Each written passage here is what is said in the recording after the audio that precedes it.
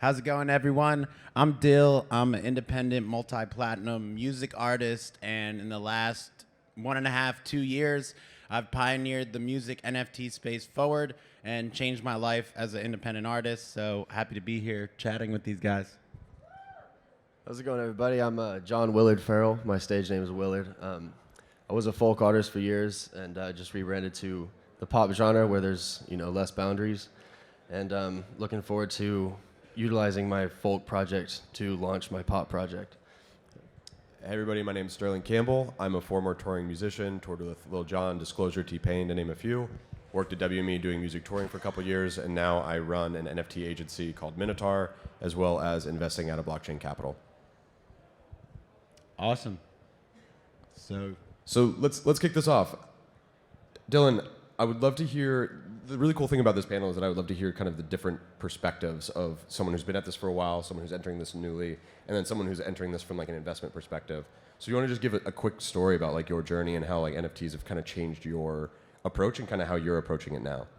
For sure. So I've been a music artist for almost a decade now. Originally made a song called Jordan Belfort that became one of the top college hits of 2015, 2016. Got a deal with a major label, toured. It was great, got the foot in the door, but also realized that how the industry works is basically giving artists terrible deals, predatory deals. And so this record is a multi-platinum hit that's made over $2 million for the label, and they pay me barely a living wage.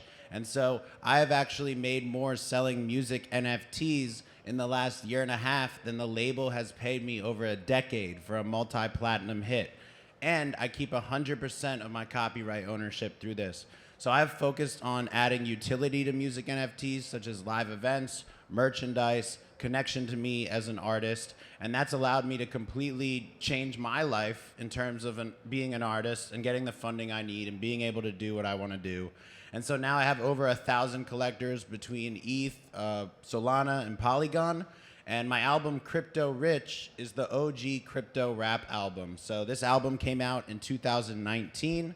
I got into crypto originally in 2016. And so by 2018, I was writing this album to inspire other people to get into crypto, Web3, and to find financial and creative freedom. So the Crypto Rich album, what it really stands for is to inspire millions of people to look at Web3, to look at crypto, to become crypto rich and find their own financial freedom and creative freedom. So that is the message that I bring with this album. It was the first full album to talk about crypto. And then I originally minted my NFT in March of 2021. And so that was 2 years after the album came out, because when it first came out in 2019, music NFTs really weren't a thing yet. There wasn't this clear path to sell your music for crypto. So for me, it's been a long journey of just trying to understand, how could I sell my art for crypto? I have this album that's very related to crypto that I knew would be a good fit for the crypto communities. So it took a couple years before NFTs became this clear path. And so I started to see CryptoPunks and some of the other NFTs, the early ones, blowing up. And I said, okay, people are buying art. There's liquidity. People are making sales. So if I can figure out how to put my music into a format that'll speak to this market, then I'll be able to make sales. And so that's kind of how I started thinking and began making music NFTs and helping to pioneer the space forward. It's a great story. And John, just kind of, on the other side of things, as like someone who's using this as a platform to get started, how's your approach a little bit different? Yeah, so one of the things I like about our panel is that, the contrast between having a big independent artist and a small independent artist. And, I just started playing music when I was 18. I'm 23 now, and just did what I knew best. James Taylor, Neil Young, just like writing, singer-songwriter. And then, I found too many boundaries in the genre, and I felt like I couldn't be as creative as I was capable of. Years later, after having 4 songs in that project and, having some success with that, a few million streams, I met Ian Utility and Gabe Viggers of Attention Live, amazing dudes. I think they're in the crowd here, and started getting into the NFT space. And moving forward, I think it's just really cool, the prospect of creating a decentralized community where I, as the artist, can monetize my music without the need of a record label. which traditionally is not the best route. No, it's great. And I think one of the first things I want to talk about too is around ownership, right? Like the idea that you can own 100% of your masters and how that kind of changes your relationship with fans. I'm curious, Dylan, what's your take on kind of the perfect size of an artist like entering the space, and kind of what type of music NFTs do you think are the most valuable? There's so much noise in terms of what music NFTs are, or there's so many different models. In your experience, like what are the best models that exist for artists today at various sizes? Yeah, so this is a big one. When it comes to ownership, I believe that the NFT is ownership of a unique digital artwork. It can be song connected on chain. I think there's a lot of buzz around copyright ownership connected to NFTs, which to me isn't necessarily the best opportunity I see. When you talk about copyright splitting NFTs, which allow you to split masters of a song, to me, that's like taking the smallest piece of the pie in the music industry and dividing it up even further. We know that artists make most of their money off touring, performing, merch, brand deals, collaborations, right? So we need to make NFTs that are focused on utility, connection to the artist, connection to shows, touring, merch, the things fans already love. Let's make an NFT that's based on the value of the biggest piece of the pie in the music industry. We don't need to keep dividing up the smallest piece of the pie. The new paradigm is the artist keeps 100% copyright ownership and sells NFTs that give access to them and their community. My album has made less than $10,000 from Spotify in the last couple years. That's 2.5 mil streams. Like, it's not a bad number of streams. The bad thing is the pay that comes with that. Right? But I still want my music available there. And by adding utility and building community, I've hit $1 million of market cap in Web3. If I was just focused on splitting up my royalties of under $10,000, I would have never been able to hit this type of market cap. So I think community is most important, and there's a lot of different ways you can do it, but I don't think you need to have copyright ownership or master ownership linked to a music NFT, and that's something I've been, very opinionated about. Yeah, it's really interesting. I mean, from my perspective, there's been a kind of a misalignment of incentives and kind of expectations, where a lot of fans don't necessarily know how small the amount of money from streaming is. So they buy NFTs thinking they're going to get this huge windfall from that streaming money, and then it's only once they get that first check that all of a sudden that there's that huge disconnect between how much money they've spent on the NFT and what they're getting. When the reality is, like, the baked in value is that access. Like, that is what the willingness to pay for VIP experiences, for connectivity. You see it with streamers, you see it with gaming, you see it with music, you see it with all these things. And I think that's really where the opportunity is like creating that deeper access and kind of finding your biggest fan. But, and again, John, I'm gonna go to you on, like, for a smaller artist, how does that kind of impact like distribution? Obviously, you're not going to be selling like massive, to massive amounts of people, but instead to like the core group of people that will be foundational for the rest of your career. So just curious to how you're approaching it differently. Yeah, so just for me, in the early days, I understand that I'm not a big artist. I don't bring a lot of draw to a big collection of NFTs. So I decided to just literally make 2 NFTs, 2 one-of-ones of my 2 top songs for my last project.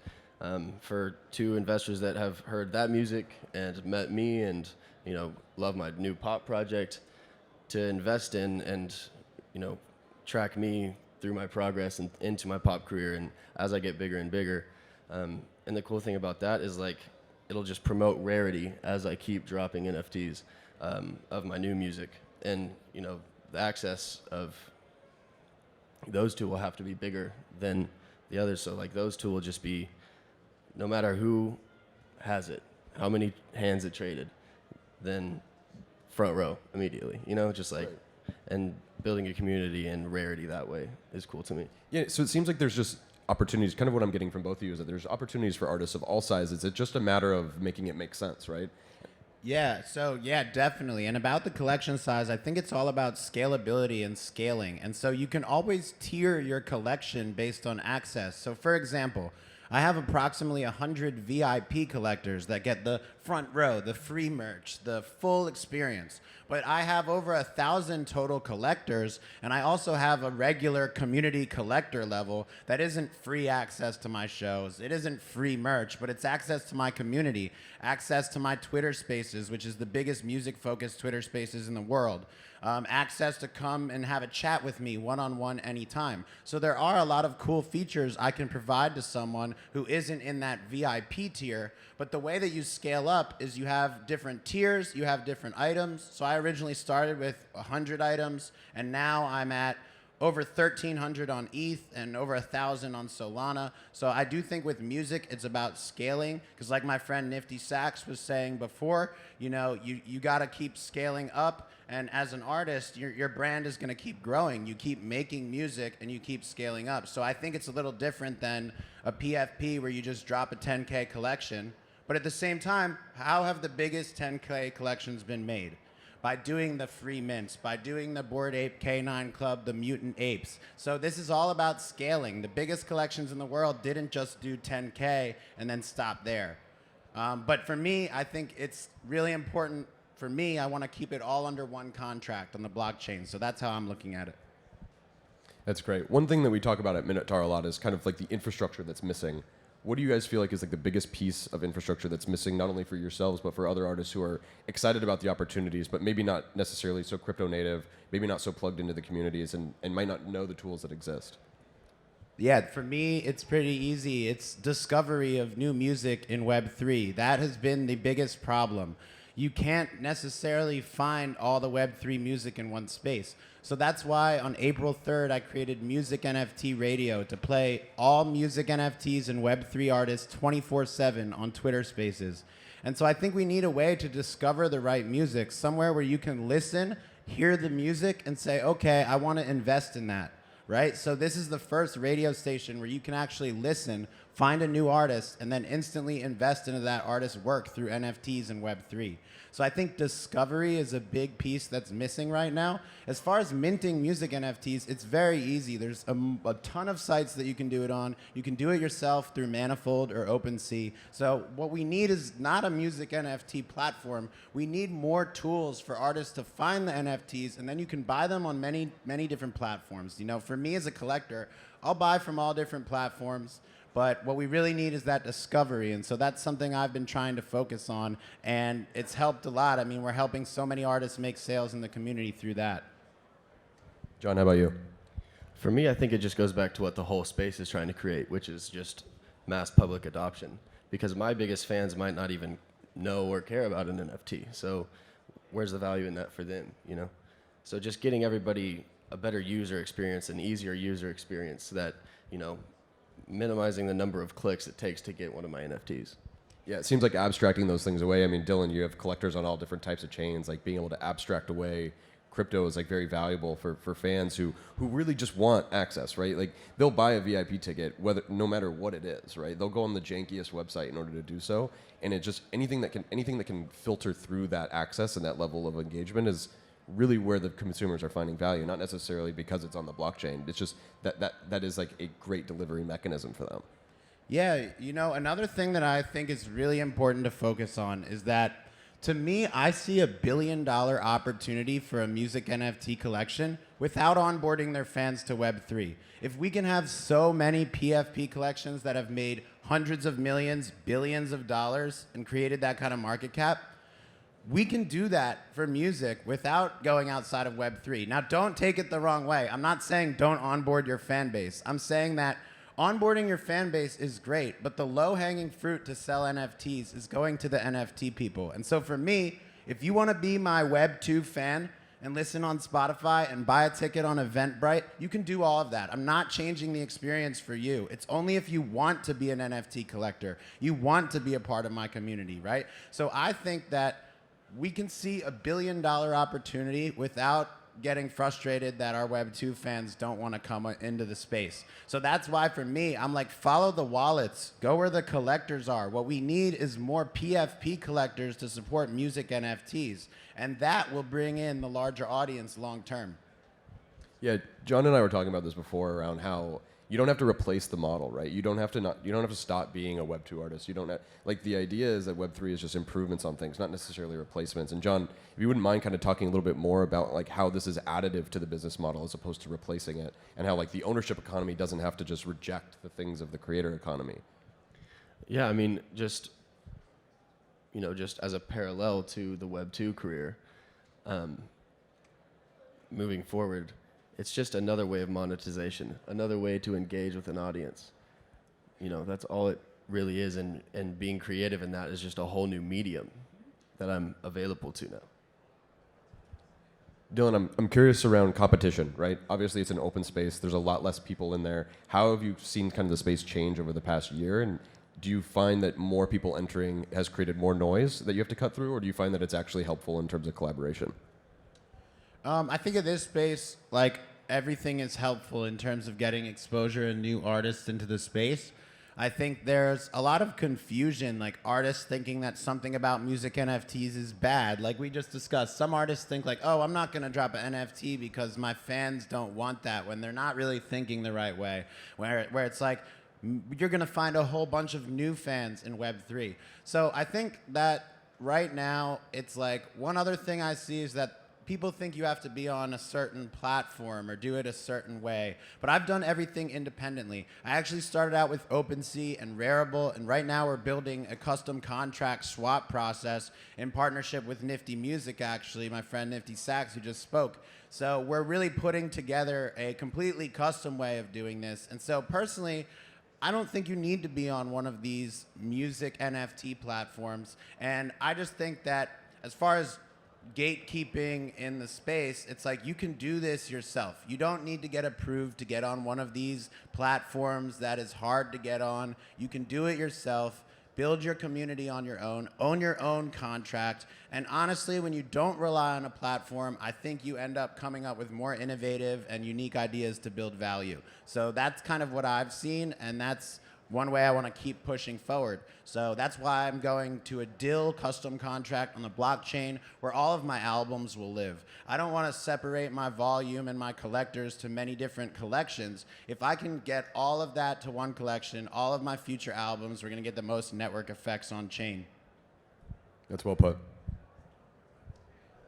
So we're coming up on time here. Anything else you guys want to say beyond just kind of what we've covered today? Anything else that's exciting? Anything that you're looking forward to? You both have mentioned a lot of the projects that you're working on, but just curious, any closing remarks? I'm just honestly happy to be here, have the opportunity to meet good folks like everybody here. Well put. Yeah, thanks for having me. This is super exciting. Last year, I almost didn't come. I felt like I didn't have anything to go to. I sent it up here without a ticket, had a great time. And then this year, I got picked to be a speaker. So I'm just really excited to be here and to see the growth for music NFTs. And check out the Crypto Rich album, 19 songs, all about crypto, my original story. All right, woo. Thank you, guys. Please give it up for Thank these you. guys. Dylan, Sterling, John. As an independent music artist myself, I'm going to be hitting all of you up for like advice. Like, oh my God, no one will buy it. Should I do it? So thank you for your courage and for your vision, for being here. You're future architects, you're pioneers, and you're helping forge a path for many, many other people who will come after you. So thank you for your vision and your courage and for being here. Right on, man. All right, thank you, man. Dude, I got to talk to you. Thank you.